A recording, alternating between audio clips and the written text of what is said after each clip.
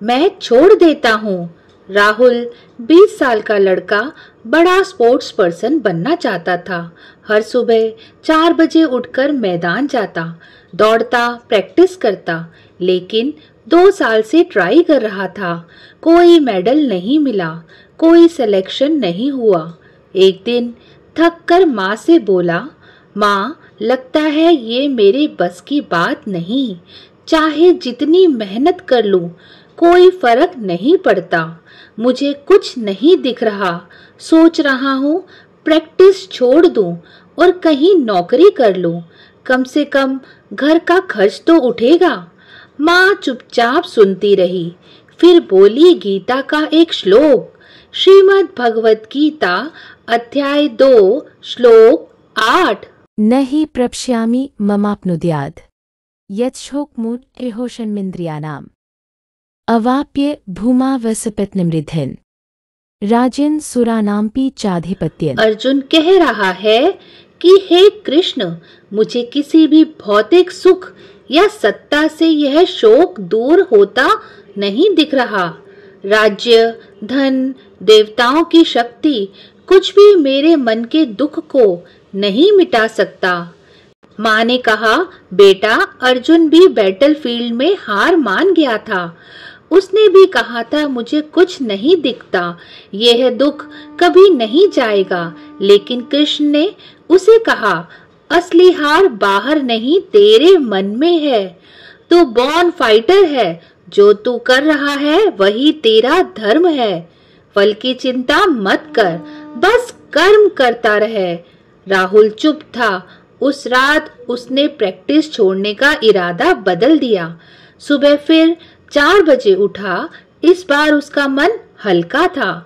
6 महीने बाद state championship हुई। उसने ब्रॉन्ज मेडल जीता। घर लौटा तो माँ से बोला, माँ, मेडल चाहे कोई भी आए, पर जो खुशी प्रैक्टिस करने में है वो कहीं नहीं। इंस्पिरेशनल लाइंस हम सबके लिए। जीतने से पहले हार मानना ही असली हार होती है। भगवान फल देंगे या नहीं, ये सोचो मत, कर्म करते रहो। जब रास्ता ना दिखे तब रुकना नहीं, वही असली परीक्षा होती है। एक दिन तुम्हारी मेहनत ही तुम्हारा परिचय बनेगी। हार मत मानो, तुम पैदा ही जीतने के लिए हुए हो। जीवन का संदेश, दुख का इलाज बाहरी वस्तुओं में नहीं है, असली शांति भीतर से आती है। जब हम अपने कर्तव्य और सच्चाई को समझते हैं, जैसे अर्जुन को कृष्ण का ज्ञान चाहिए था, वैसे ही हमें भी जीवन के हर दुख का समाधान आत्मज्ञान और समर्पण में मिलता है। अगर ये कहानी आपके दिल को छू गई हो तो कमेंट में लिखिए, मैं भी हार नहीं मानूंगा। जैसे राहुल समझ नहीं पा रहा था कि उसका सही रास्ता क्या है, वैसे ही अर्जुन भी उलझन में था।